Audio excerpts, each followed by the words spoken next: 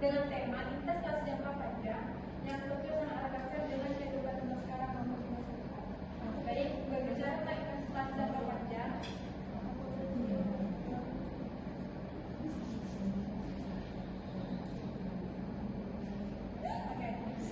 beberapa lagi saya persilakan kepada rekan saya untuk memperkenalkan diri.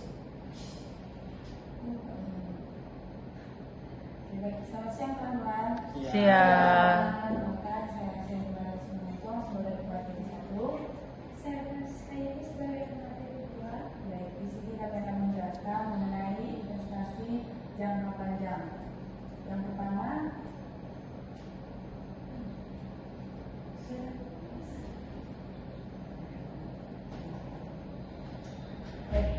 kita akan membahas mengenai pengertian investasi jangka panjang. Investasi jangka panjang adalah penanaman modal pada aset dengan harapan mendapatkan keuntungan di masa depan, biasanya lebih dari 1 tahun. Investasi ini dilakukan untuk mencapai tujuan keuangan jangka panjang. Selanjutnya, tujuan investasi jangka panjang.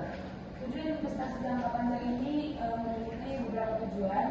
Yang pertama itu sebagai pertumbuhan kekayaan, yang kedua sebagai keamanan finansial, dan yang ketiga itu diversifikasi risiko, yang keempat untuk melindungi nilai aset dari inflasi, dan yang terakhir itu mencapai tujuan keuangan spesifik. Untuk pemaparan selanjutnya akan dilanjutkan oleh teman saya kembali kepada moderator. Berikutnya pemateri kedua akan menjelaskan tentang jenis investasi jangka panjang, waktu dan tempat yang. Terima kasih kepada moderator atas waktu yang diberikan kepada saya. Di sini saya akan menjelaskan mengenai jenis-jenis investasi jangka panjang. Investasi jangka panjang itu terdiri dari beberapa. Yang pertama itu ada saham, yang kedua ada obligasi, yang ketiga ada properti, yang keempat ada reksadana, yang kelima ada logam mulia, yang keenam ada dana pensiun, dan yang terakhir itu ada aset kripto bisnis. Selanjutnya ada pengakuan dan pencatatan investasi jangka panjang. Pengakuan dan pencatatan investasi jangka panjang terdiri dari beberapa bagian. Yang pertama ada biaya perolehan. Biaya perolehan ini merupakan titik awal investasi, harus dicatat sebesar harga belinya ditambah dengan biaya-biaya lain yang muncul agar investasi tersebut sah dimiliki, seperti komisi broker, biaya hukum atau pajak transaksi. Yang kedua ada klasifikasi. Sebelum mencatat, perusahaan harus menentukan kategori investasi tersebut, apakah berupa instrumen utang atau obligasi atau ekuitas atau saham. Klasifikasi ini menentukan standar akuntansi mana yang akan digunakan, misalnya berdasarkan intensitas kepemilikan atau tujuan memegangnya. Yang ketiga ada metode pencatatan. Metode pencatatan ini tergantung pada besar pengaruh atau presentasi kepemilikan. Perusahaan memiliki metode yang sesuai. Dua yang paling umum adalah metode biaya atau kepemilikan kecil atau pasif, dan yang kedua itu ada metode ekuitas atau untuk pengaruh yang signifikan. Yang keempat ada nilai wajar. Nilai wajar untuk jenis investasi tertentu seperti saham, nilai investasi harus disesuaikan dengan harga pasar saat ini pada setiap akhir periode pelaporan.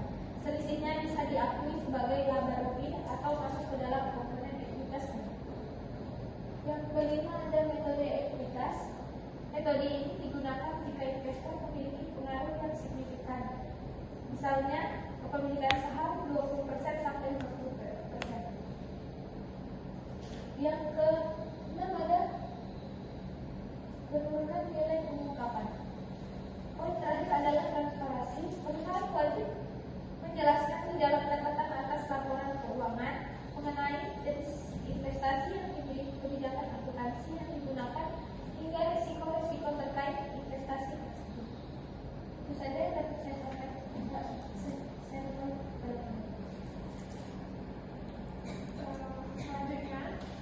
Selanjutnya,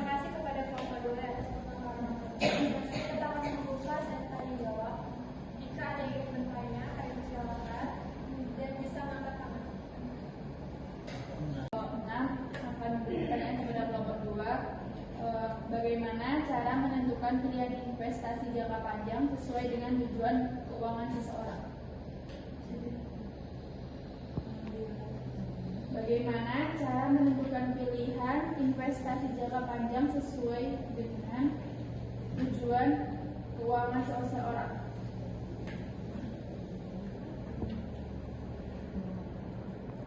Tujuan keuangan. Ya. Tujuan Pertanyaannya akan dijawab oleh rekan saya, Sally. Baik, untuk pertanyaannya tadi, bagaimana cara menentukan pilihan investasi jangka panjang sesuai dengan tujuan keuangan seseorang? Untuk menentukan pilihan investasi jangka panjang dengan tujuan seseorang itu, yang pertama kita dapat menyelesaikan jenis investasi dengan tujuan yang spesifik. Yang kedua itu melakukan diversifikasi untuk mengelola risiko.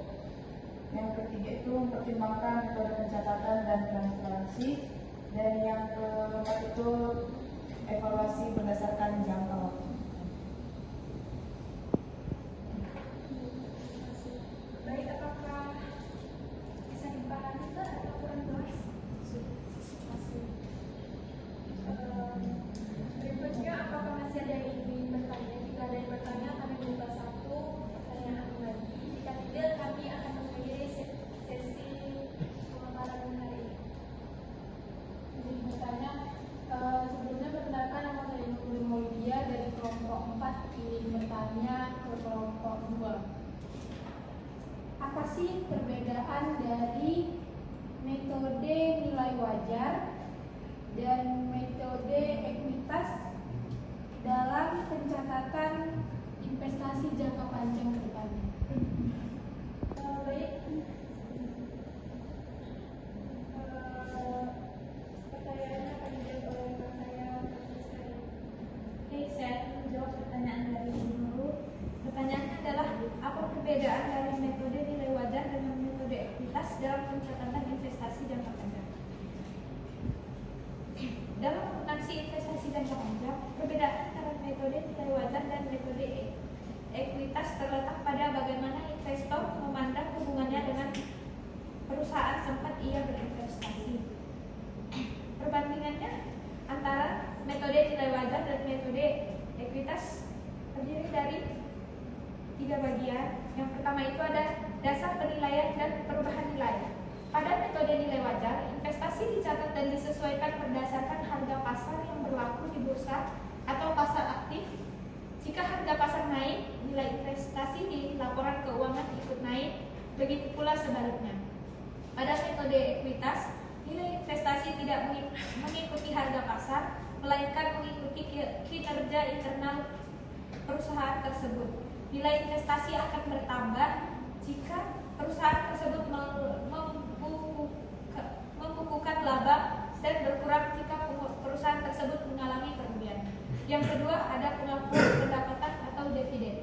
Pada metode nilai wajar, dividen yang diterima dari perusahaan diakui sebagai pendapatan dividen yang langsung masuk ke laporan laba rugi. Pada metode ekuitas, dividen tidak dianggap sebagai pendapatan, melainkan sebagai pengurangan nilai investasi. Logikanya, karena perusahaan membagikan kekayaan atau dividen, maka nilai ekuitas perusahaan tersebut atau porsi kepemilikan investor berkurang. Yang ketiga, ada pengaruh dan kontrol. Pada metode nilai wajar, biasanya digunakan untuk investasi di mana investor tidak memiliki pengaruh signifikan, umumnya kepemilikan saham di bawah 20%. Investor hanya bertindak sebagai pemegang saham pasif yang mengharapkan pertumbuhan harga atau dividen. Pada metode ekuitas, digunakan ketika investor memiliki pengaruh signifikan, biasanya 20% hingga 50% kepemilikan. Di sini, investor dianggap memiliki suara dalam kebijakan finansial dan operasional perusahaan. Apakah bisa dilihat?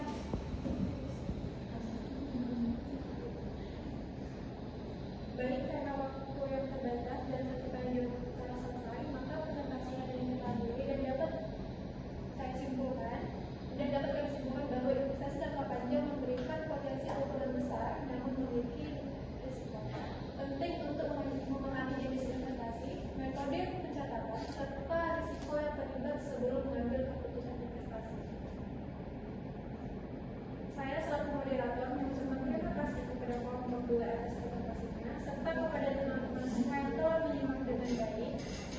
berdasarkan